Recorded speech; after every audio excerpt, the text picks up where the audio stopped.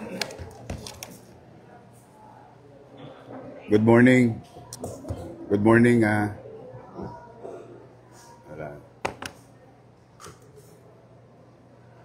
Good morning.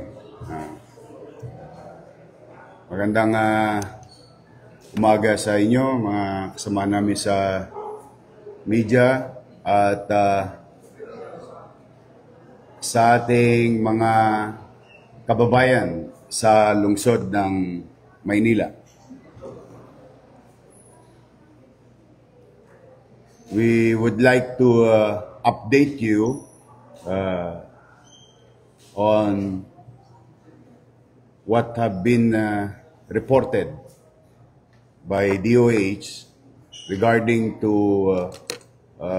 one victim, as per report, victim of stabbing happened around 8:30 p.m. On September 21 along Recto Avenue. And if I may read this quick, then we'll start answering your question. At around 8:30 p.m., September 21, riots broke out at the intersection of Claro M. Recto and Quezon Boulevard. This is for purposes of geography, malapit sa Isitan, just across Isitan. During the riot, suspect Richard Francisco, 52 years old, a watch technician. As you all know, sa Recto, maraming pagawaan ng relo, mga maliliit na tindahan. Claimed that minors were trying to damage motorbikes and his business along the said street. In his attempt to protect his own property and business, he tried to use a case knife, yung pambukas ng relo.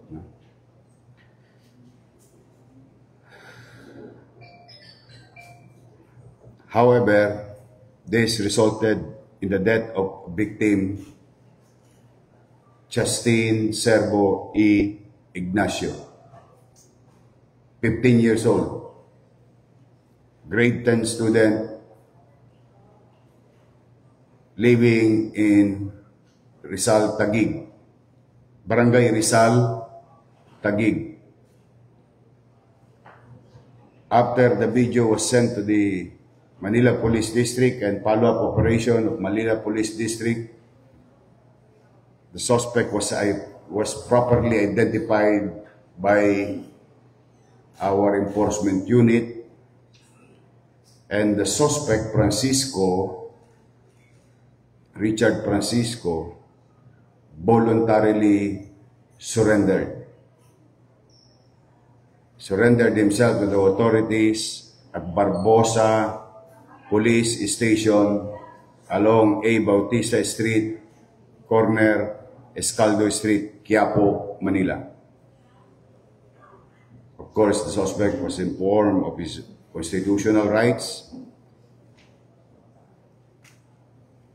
And now, here we are. First, nalulungkot ako na may isa na namang magulang na umiiyak ngayon. Masakit mawalan ng anak. And I hope and pray for the soul of Justine Servo Ignacio. Second, I hope ang mga kabataan talaga makinig kayo sa magulang nyo. Ay, may isang umiiyak na naman ng mga magulang ngayon. Nakakalungkot, but andyan na yan. Anong gagawin natin? Buhay, hindi natin may babalik. Pangatlo, bukod sa pakikiramay, paalala sa mga kabataan, ito naman sa taong bayan. Sa mga mamamayan na nanonood, huwag natin ilalagay ang batas sa ating kamay. I know, mahirap, lalo na kung gusto mong proteksyonan ang iyong sarili at ang iyong mga naipundar na hanap buhay at gamit na sisirain lamang dahil sa riot or rumble. But we must continue to believe that the government and the men and women uniform of the police force will do their job. May namatay, nakakalungkot, meron ding makukulong.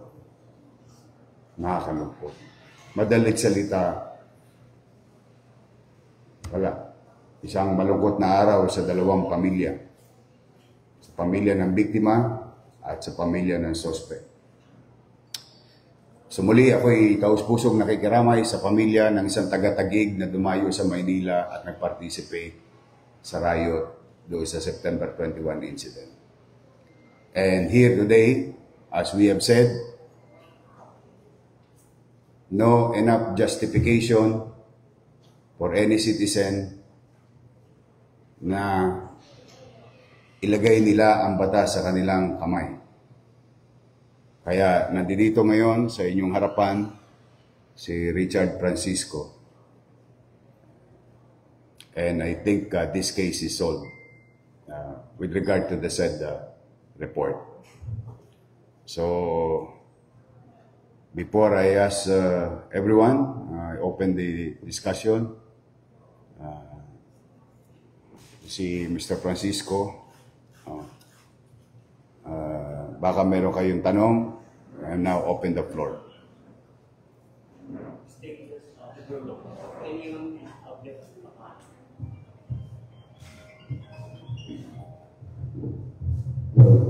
Any question?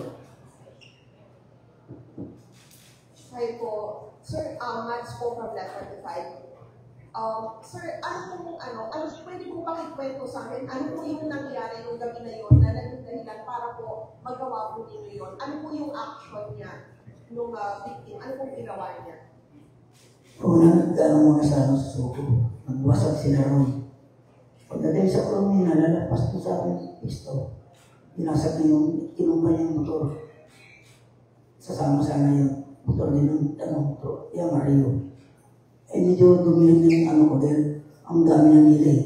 Ayun, masundot ko. Hindi na nabigla lang ako yun. Hindi sadya. Okay na po ba malaman? Ilang beses po? Sa I will send you I think Bambi will send them the video clips taken. That's why he was properly identified because of the video. Medyo kubera nyo lang dahil yung insidente hindi masyadong maganda. But I will give it to you. The evidence, we'll share it to you. The evidence, that's why he was properly identified. Next, please. Oscar Oida po sa GMA News. Oscar. Mr. Francisco, describe lang po kung maaari, no? Yung nakikita mo nung time na yun, kung bakit nag-din yung panahon mo. Ano yung nakikita mo nung panahon mo? wala na silang ano eh. Pag dumating sila, wala na silang pakialam. Papakita nila mga sasakay, tinanong nila. Baga, tinutulong ba sa masira? Sa gamit niyo po, Saka, ang gamit ko kasi, malapit ka rin ba sa akin, hindi alam, nakita ko sa loob. Paglabas ko, yung mga inano yung motor. Parang lumilig na rin yung biglaan. Hindi umahangat para daw. Hindi ko sinadya. Kasi kung sadya talaga, marami, isa lang. Yes, please. So, Mayor, Oscar. Mayor, nakipag-usap na ba sa inyo yung pamilya ng biktima o may nakausap niyo po ba? No. The moment Director General of the Manila Police District, our district director, reported to me about the incident, and immediately itong anak ni Mr. Francisco, because he was identified by the Manila Police District o nakipagtulungan at inayos yung surrender. So inuna namin na hanapin yung suspect at may harap sa mata ng batas. And that's the update as of last night. And Sir, Lawrence Tanoco. sure, Lawrence. Sir, yung ganitong sitwasyon na malino na parang dating is self-defense yung nangyari. Hindi ba? Well, I don't know. I'm no judge, I'm no prosecutor, and I'm no lawyer. But that's the challenge, no? Yan ay isang malaking hamon sa isang rumble o riot incident wherein even ordinary people in a given situation will protect his family, property, and himself. Now, I don't know how far it will go, but habang tayo'y malayang under our Constitution, malaya natin maipahayag ang ating damdamin, at yan ay kinikilala ng pamahalang lungsod ng Maynila at iginagalang. But at the same manner, any citizen, for that matter, has also the right to protect his property and life. That's another story to tell. But it's up for the fiscal, or the prosecutor, and the judge to find out.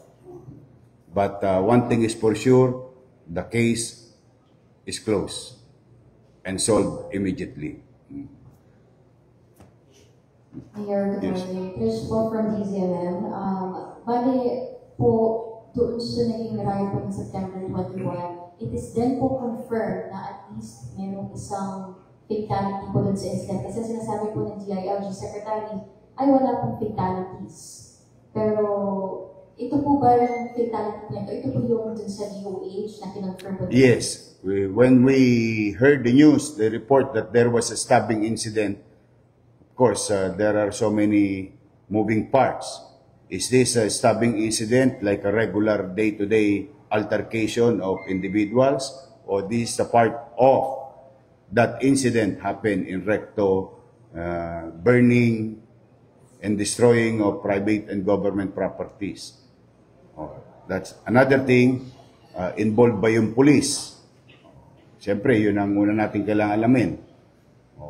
It turned out, it's an ordinary citizen trying to protect his property and afraid of his life, caught in the middle of a chaotic, unruly rumble and riot. Ayun ang kaya andito siya ngayon. So hindi siya lespo, ordinaryong citizen. Tanong ko na rin po, yung mga kumakalat po kasi nilang video po sa social media, meron pong incident, not sure po kung, as sinasabi po sa comment, minority edad po yun, pero hindi pa po verified. May inakyat po doon sa taas po ng hotel na niransa. Dinala po yun ng mga polis, meron pong suit of vest yung mga polis po yung nakaitim. Pinanin po sa taas, as parang pinagbubog po ng mga NPL staff. May any reaction po kayo doon? So, naging action po ng police, ano po dapat ang ginawa? Ano Well, dapat po kaya pinagsanaan instead of sa prison po? If I were them, I will file a complaint. The family of the minor. But as far as I'm concerned, no report were given to me. And, you know, well, on the side,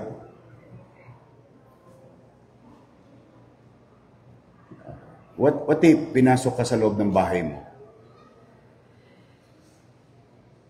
Will you protect your family and home? Kaya talagang pinaiiwasan talaga yung unruly rally. Kasi maraming moving parts yan. But as far as I'm concerned, to answer your question, wala pang reported sa amin. These are all claims, the same claims that there are 30 death.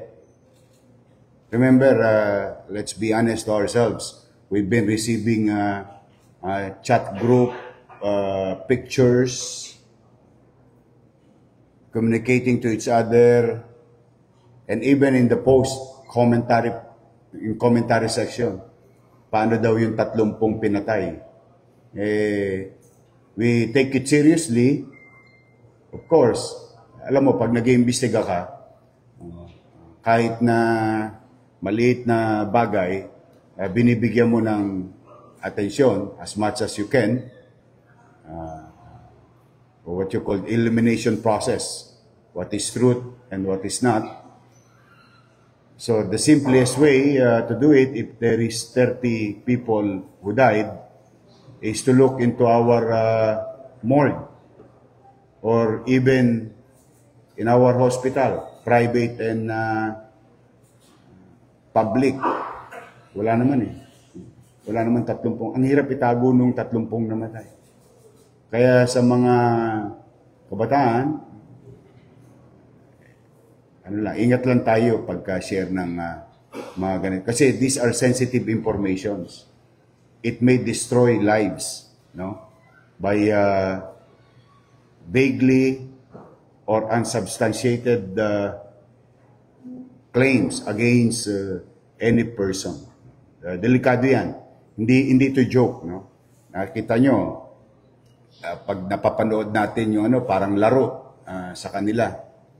But you know, ulit-ulitin ko, ang taong bayan, may karapatan din na proteksyonan ang kanyang sarili at ang kanyang bahay at pamilya, ang kanyang pag-aari. Kaya lang, panawagan ko sa mga taga-Maynila, let us not put the law in our hands. Let's continue to believe that the Manila Police District, your police district, will do their job. As question po, Boss.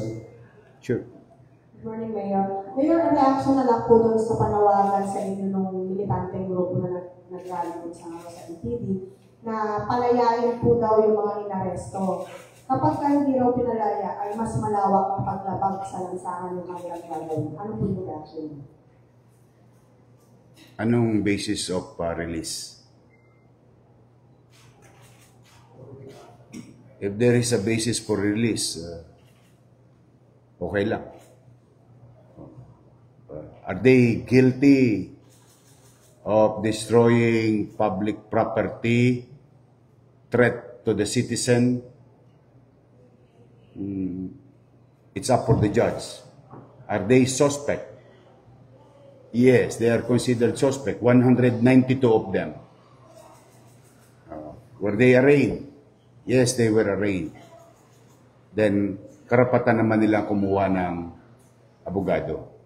Now, if I'm not mistaken, those 14 years old below is now under or been submitted to the custody of DSWD. Wala naman akong kapangyarihan na magpalaya ng tao ng suspect. Even the president of this country wala kaming kapangyarihan. O, palayain yan, palabasin yan. Pagka meron namang citizen na marunong-runong, ano naman ang kasong kakarapin ko? Kaya, ang leksyon, tatanda naman na yung iba na yun, ang leksyon talaga, maging responsable ka sa sarili. So, tulungan na lang nila. I encourage them to help the family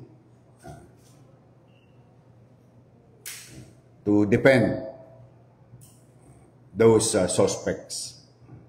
192 of them. Mayor, si Grand Hilary po from Bomboradio. Mayor, last step po ay nabanggit niyo po na mayroong ex-politician and Filipino Changes Funder yung last likod na possible na last likod na. These are possibilities based on raw and sketchy report. Your pwede po malaman namin ngayon na mas malinaw or confirmation po sino po na Malalaman din niya siguro kung meron talagang katotohanan yan o wala. Dahil kung makikita nyo, yung interview ko kay Karen Davila yesterday, that particular cases will be charged to those suspect. Tapos nakita mo sa baba, nung binabanggit ko, the word to be determined. Ibig sabihin, there is an ongoing investigation and how far it can go. As of the moment, they are person of interest as instigator and can be charged of sedition. Kasi may isa pang babae doon sa Ayala Bridge. Ngayon na kasi lumalabas yung mga video eh. Binibigyan niya ng direktiba para sunugin yung truck. Maraming ginagawa pa. Kino-compile pa yung mga videos and datas. But, well, we'll see. Natin. Total, I think nagbigay na ng direktiba si Secretary Remulla ng DILG to further investigate.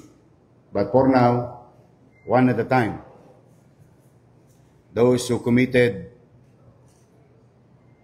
rumble and riot that cause damage to public property and private property and serious physical injury. Ayun. Second, there is an incident of death, confirmed report. Anong action taken by the city and Manila Police District? Find the suspect. Now, the suspect surrendered voluntarily and here he is. And hopefully later on, yung tanong mo, mahanap natin. Last na lang. Sure. May alas 11 kasi ako. Mayor, good morning. Good morning. Siguro na-miss ko lang. Pero bakit naman tayong initial damage assessment? Oh, good question. Yesterday, umabot na sa humigit kumulang 10 million pesos ang damage. Sogo, MMDA, City of Manila properties. 10.4 more or less, but more than 10 million. May breakdown na. Now, the challenge is, hindi naman kagad mapalitan yung stoplight ng MMDA because it's a unique product. Hindi naman yan available lagi sa Mercury Drug o sa hardware. So it will take time to put back all those. Chairman Artes is doing his very best to change or palitan yung mga nasirang gamit ng MMDA. So more or less about 10 million pesos. It's a good question. Buti na tanong mo. And very last na lang din, Mayor. Sure. Si Sec. John Vigremulla ng BIL, sinabi nung wala talagang nagpuputok. Hindi Manila Police District, sinasabi nang wala rin nagpuputok ng palayasahan ng pulisan. Pero doon sa video from which may yung mga kalalaking may hawak na baril. Ano po ba sila? Mga civilian ba sila? Or are they in plain clothes? Paano po yun? Basta ganito ang rule. I don't know. As far as I remember, the rule sa rally, ang police has to be uniform for proper identification. I don't know if there is a law that requires them that if you are participant in the peace and order situation in a rally, you must be in uniform so that you will be properly identified. So kung civilian, that's kailangan imbestigahan. Kasi bakit? Alam mo, meron din tinatawag sa rally what you call infiltrator. At ang trabaho, agitator. They will infiltrate a peaceful rally for some political beliefs or economic reason. Somebody maybe ordered them. Ito lang ang mga senaryo. We have to open our minds of the possibility. They infiltrate, instigate, agitate the environment, and maybe can provide some materials to those individuals. Lalo pa pag nakikita mo madaling utuin. Ang tawag doon starter. Ang tawag namin sa Rumble, starter. Those are possibilities. Now, kung yun ay police o hindi, I really don't know yet. But as a matter of general rule, walang police na makikihalubilo basta-basta sa gitna ng mga rallyista na kakasibilyan. Makukuyog yun. Usually, nasa front line. Divided yung line. But anyway, we'll look into it. And reports will be made naman. And hindi naman tumitigil pa yung MPD ngayon. Kaka-review. May isa pa kang tinitingnan namin yung, sino yun? Supapply? Sino ba yun? Instigator? Hindi na pagkikita ngayon Pero maraming mga insidente na hinikayat niya yung mga bata. Kawawa naman yung mga bata. Kita niyo yung mga magulang. Nag-iiyakan. Yan yung mga magulang ngayon. Ang hapdi ng puso. Napuyat. Nag-aalala. Dahil lang dito sa mga, alam mo, okay naman akong geng-geng. Gusto nyo, 2 joints tayo. Walang problema. 2 joints. Chill-chill ka lang. Okay lang. Self-expression. Showing your talent. I don't mind. Pero to agitate and create chaos as an influencer, that guy Supapply can be held liable also. And I told sa Monte, sabi, paimbestigahan nyo nga yan. Kasi may mga video yan na parang nag-agitate siya ng mga bata. Como siya sikat na influencer, nagamit niya in a bad way. Ito, kita nyo mga nahuli namin, di ba? Tagig. Ano yun naman, napansin nyo Mandaluyong, Parañaque. Kawawa yung mga bata. I think ikaw yung nag-interview sa mga magulang. You were there, no? Sa MPD. You see, nakita mo yung pag-aalala ng magulang? Yung hinagpis ng magulang? Sana nanonood yung mga kabataan. Is it worth it na pahapdiin natin ang puso ng nanay natin at tatay natin? Is it worth it? Kita ninyo, nung nasa Hoyo, yung mga bata ngayon, bumisita ba yung, sino yun? Supapply? Binisita ba sila ng barkada nila, ng kaibigan nila? Sino nag-aalala sa labas ng kulungan? Magulang. Kaya mga bata, ang magulang nyo, walang masamang iisipin para sa inyo. Makinig kayo. Kaya, yun lang ang panawagan ko. Huwag tayo magpadalos-dalos.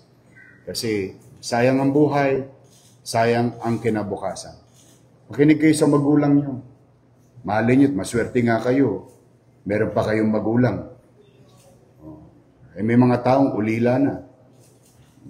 Mahalin nyo nanay nyo. I've seen your interview. I really feel bad as a parent. I really feel bad as a parent. But again, we need to do what we have to do to protect the interests of the general population. Dito na Okay. tayo papabasa. Pasensya na. Thank you guys. Sorry, paparating na si Ambassador. Muli, maraming salamat. Congratulations sa MPD for resolving this case. Thank you.